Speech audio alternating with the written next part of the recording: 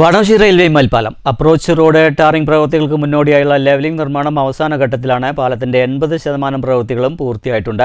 2026 ജനുവരി അവസാനത്തോടെ പാലം നിർമ്മാണം പൂർത്തിയാക്കാനാകുമെന്നാണ് പ്രതീക്ഷ. നിർമ്മാണ പ്രവൃത്തികൾ തുടങ്ങിവെച്ച് 4 വർഷങ്ങൾക്ക് ശേഷം ഒടുവിൽ വാടനാകുറിശി റെയിൽവേ മേൽപ്പാലത്തിന്റെ പ്രവൃത്തികൾ അവസാന ഘട്ടത്തിലേക്ക് കടന്നു എന്ന് വേണം പറയാൻ. ഇത്രയും കാലയളവിൽ 80% പ്രവൃത്തികൾ പൂർത്തിയാക്കാനായിട്ടുണ്ട്. പാലത്തിന്റെ അപ്രോച്ച് റോഡ് ടാറിംഗ് പ്രവൃത്തികളുടെ മുന്നോടിയായുള്ള ലെവലിംഗ് പ്രവൃത്തികൾ അവസാന ഘട്ടത്തിലാണ്.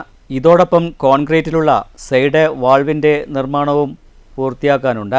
ഇരുവശത്തെ അപ്രോച്ച് റോഡ് ഉൾപ്പെടെ 650 മീറ്റർ നീളമാണ് പാലത്തിനുള്ളത്. പാലത്തിന് 7.5 മീറ്റർ വീതിയും 1.5 മീറ്റർ വീതിയിൽ നടപ്പാതയുമുണ്ട്.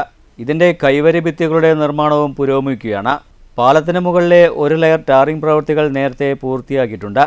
ഇനി അപ്രോച്ച് റോഡുകളുടെ ടാറിംഗ് പ്രവൃത്തികൾക്കൊപ്പം പാലത്തിന് മുകളിൽ രണ്ടാമത്തെ ലെയർ ടാറിംഗ് പ്രവൃത്തികൾ നടപ്പാക്കുകയുള്ളൂ. ഒരാഴ്ച കഴിഞ്ഞാൽ പാലത്തിൽ പെയിന്റിംഗ് പ്രവൃത്തികളും ആരംഭിക്കാനാകും. 2026 ജനുവരി അവസാനത്തോടുകൂടി പാലം നിർമ്മാണം പൂർത്തിയാക്കാനാണ് ലക്ഷ്യം. News centre, Shoranur.